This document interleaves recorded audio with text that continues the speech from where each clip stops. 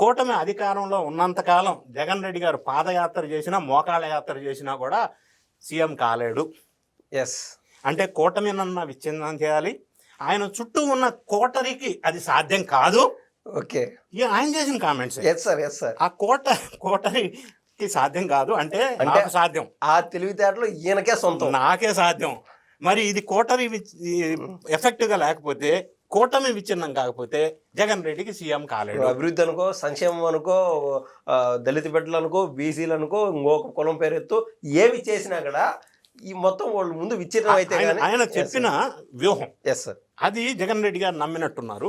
కూటమిని విచ్ఛిన్నం చేయడానికి కాపు వర్సెస్ కమ్మ, అంబటి రాంబాబును ముందు పెట్టి రకరకాల వ్యూహాలు పన్నారు. ఓకే. వర్కౌట్ అవ్వాల పాపం, ఏ మాటకు ఆ మాట వర్కౌట్ అవ్వాల. సో ఇప్పుడు జగన్ రెడ్డి గారి దృష్టిలో పడటం కోసం ఒక లైన్ తీసుకున్నాడు. సరే వ్యవసాయం చేసుకుంటానని చెప్పినప్పటికీ అప్పుడప్పుడు సమయం చూసి ట్వీట్లు చేస్తూ ఉంటాడు.